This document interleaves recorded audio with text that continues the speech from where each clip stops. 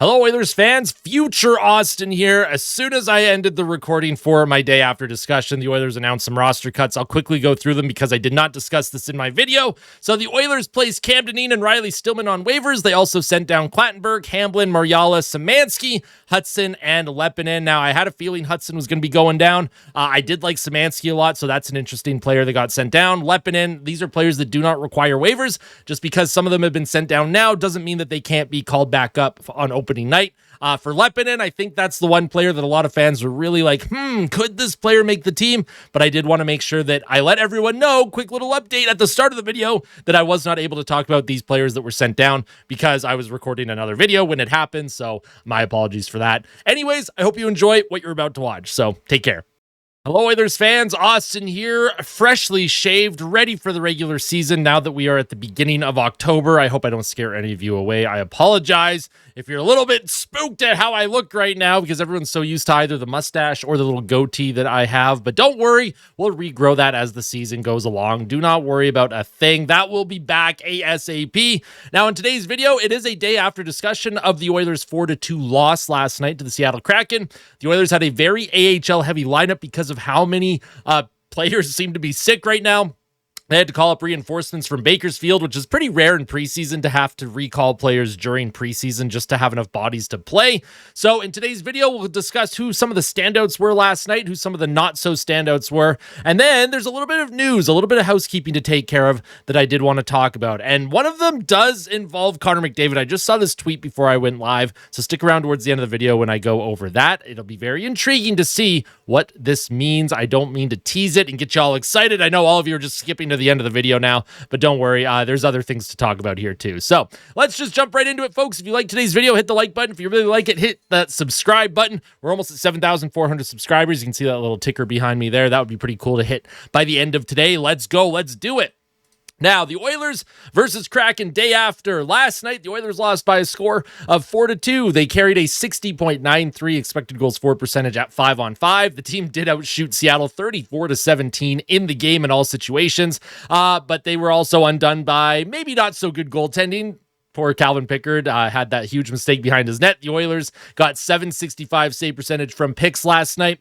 The Oilers' next game is against Vancouver tomorrow night at 8 p.m. on Oilers Plus. Actually, that's going to be on Sportsnet. I did make a mistake there. So yes, the game against Vancouver Canucks tomorrow night is on Sportsnet. So if you do have a TV with Sportsnet, if you're subscribed to Sportsnet Plus or whatever the heck it is, that will actually be on TV tomorrow night against Vancouver.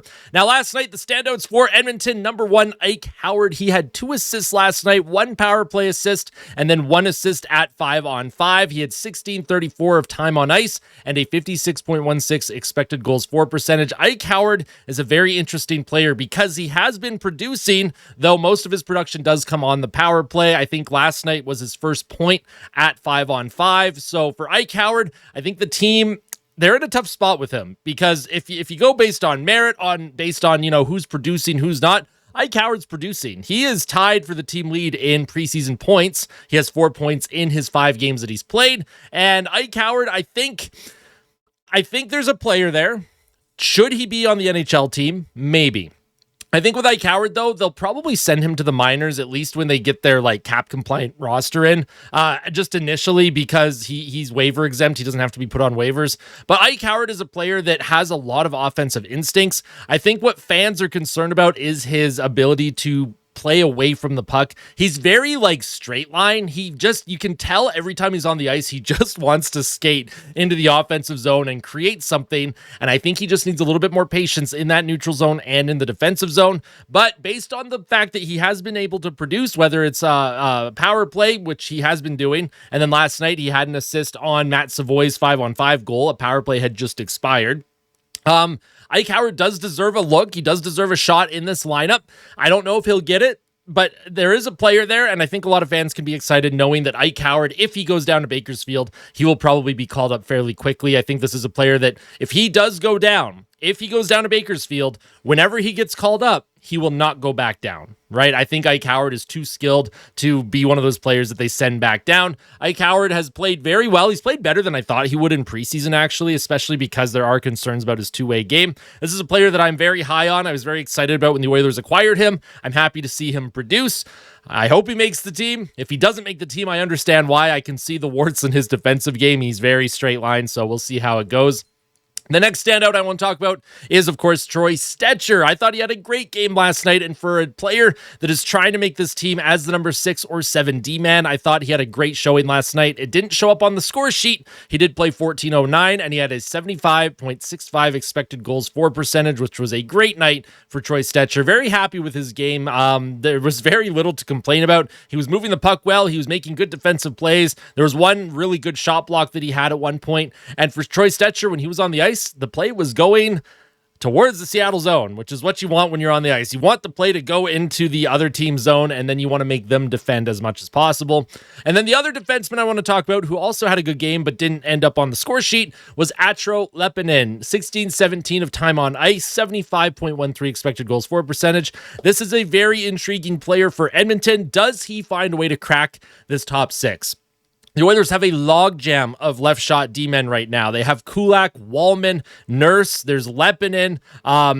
They have left shot D-men. They have Ekholm. So it's really tough for a player like Lepinen to get himself into the lineup. But this is a very good defenseman. He reads plays well. He's such a good skater. He can move the puck. I think last night, fans may have been disappointed when the team pulled the goalie. I think Lepinen was trying to do too much with the puck instead of just getting the puck in deep, letting the forwards go in to do forecheck, and then try and get the cycle going with the net empty. But for Atro Lepinen, I really, really like this player. If he goes down to Bakersfield, I won't be surprised, but he had another terrific showing once again. I think there's an NHL talent capable player there. I hope he sticks around, and if he does, I don't know where you play him because, again, there's only so many spots on the defensive group to play a player like Lepinen, but I think he should be pushing Brett Kulak a little bit here. I think depending how Kulak plays early in season, especially since Kulak does not have a contract for next year, you could see a situation where maybe Edmonton moves on from Kulak, sends him somewhere else in a trade, and then has Lepinen up as the third pairing left shot D-man. But again, I'm getting way ahead of myself here. We have no idea what this is going to look like. So Lepinen, though, great game. Very happy with his play. Now, the not-so-standouts, Ty Emberson. Listen, if Troy Stecher and Ty Emberson are the two that were supposed to be guaranteed that 6-7D spot on that right side, last night was not a great showing for Ty Emberson. Stecher had a good game. Ty Emberson did not have a good game. I found Emberson really, really struggled with the puck. He struggled moving it. He struggled making passes. He had a couple shots that just went completely wide of the net near nobody.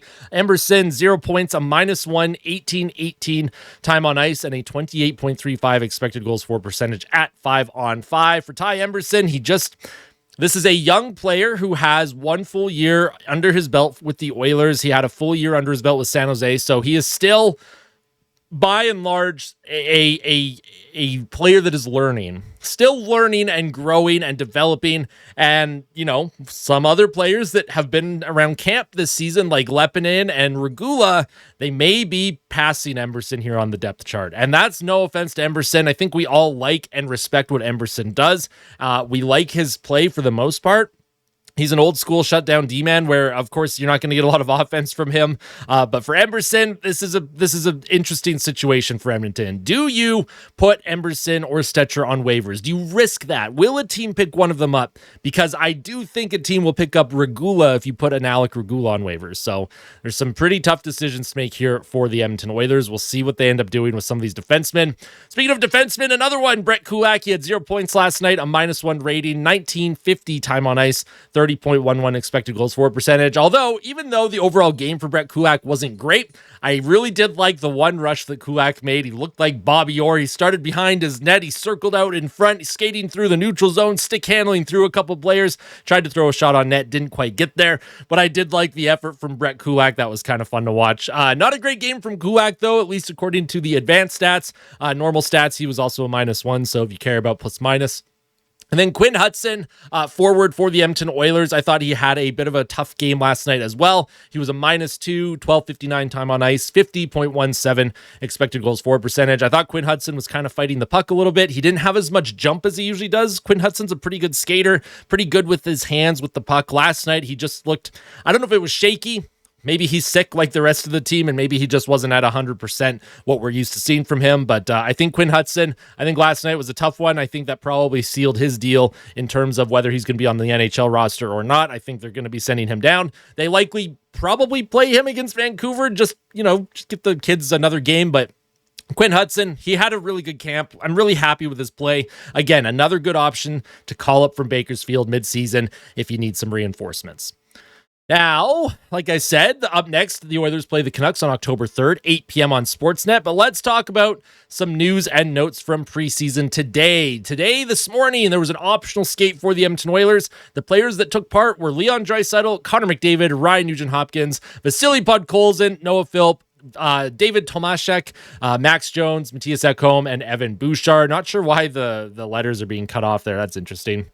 Stuart Skinner, he will get the start tomorrow against the Canucks. And then, as I mentioned, Ike Howard and Noah Philp are tied for the team lead in preseason points with Edmonton, with 4 apiece with Leon Draisaitl. So if you're going on merit, if you're going on, okay, which players are producing, of course, you want players to also be good defensively.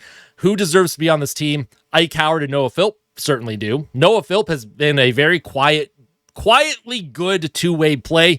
I really like Noah Philp's play in preseason. I think he has earned that spot in the bottom 6, whether he's the 3rd line or 4th line center. Love Noah Philp's game. Hopefully he sticks around. And Ike Howard, again, that's an interesting one. You'll have to let me know what you think about Ike Howard in the comment section. Do you think he should be on the team, or do you think he needs just a little bit of seasoning? Put that seasoning down in Bakersfield there. Darnell Bobby Orr Nurse leads the team with preseason goals. It seems like every game that Darnell Nurse plays, he shoots the puck into a net. And for the Edmonton Oilers, hopefully that carries over into the regular season. He has 3 preseason goals in 3 games. Darnell Nurse has been terrific. He's been really good in preseason. He's a player that has a lot of jump. He's the one player, the one vet that looks like he's actually trying in preseason right now, and that's a good thing. We shouldn't be laughing at players that are going 110%. Darnell Nurse has a different aura about him this season, and it kind of started last year too. You could see that, like, he's still Darnell Nurse, but you can tell he's trying to lock things down and be better and be a leader. He's very much more vocal than he has been in the past. His on-ice play has improved significantly. Last year, after the concussion that he suffered from that hit by Ryan Reeves, Darnell Nurse had a terrific season. And for Darnell Nurse, hopefully that continues, right? The team is only in a good spot if Darnell Nurse is playing well too. And I know I have been very hard on Darnell Nurse. Many fans like yourselves at home have been very hard on Darnell Nurse. But this is a player that has played well for Edmonton over the past almost calendar month, actually, or calendar year, almost last 12 months. So hopefully that still continues for the Oilers here.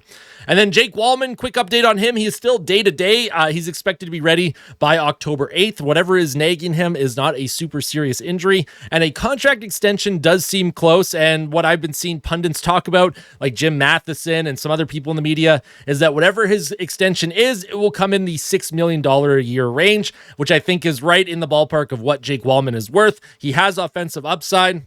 He can play on the power play. He's got a booming shot. He's good offensively and defensively. His two-way game is fantastic, and he also has a bit of a physical, mean side to him as well. And he's kind of a pest. He likes to yap his mouth at other players on the ice all the time. Still, love that play in the playoffs when Florida game 1 in the Cup final. Forget who it was on Florida that took that penalty that led to the Draisaitl winner, and Jake Walman's literally like laughing like right in his face. It's just stuff like that just. I love it. But let's talk about Connor McDavid for a second and his contract situation.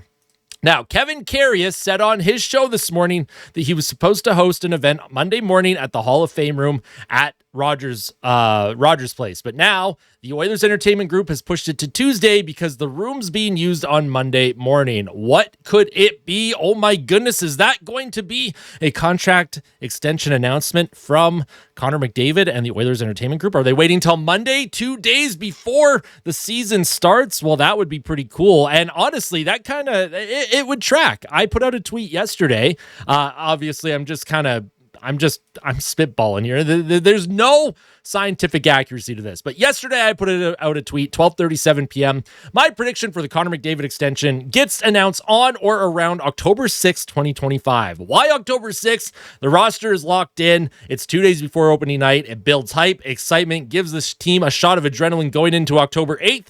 And it also gives the organization, it gives everyone on the team that confidence that McDavid's locked in, the team is ready to go. And of course, I also think that's the deadline to defer money to the end of your contract as well. Like, because the new CBA, you're not going to be able to defer money outside of the contract window. So if they wanted to do that, if Connor McDavid wanted to keep the AAV down, the amount of money he makes per season against the cap, if he wants to keep that down by deferring money until after his contract runs out, not many players do it. There's only a few in the NHL that have deferred contracts. That is also the deadline for that too. So we'll have to find out, folks. Let me know all of your thoughts in the comments section below. Thank you all so much for watching and for giving me your support as always. It means the absolute world to me. Tomorrow morning, I will have a pregame report up before the game against Vancouver. Tomorrow night, we'll have a live stream, last live stream of the preseason. I can't wait to see you all there. We have so much fun during the live streams, lots of memes, lots of jokes, lots of good times. That's what we're all about here on the Austin Hockey YouTube channel. We're all about just having a good time and enjoying life and enjoying some hockey. So we'll see you soon. Tell someone that you love them. And as always, fight like a kid. Fight like Ben. Let's go Oilers.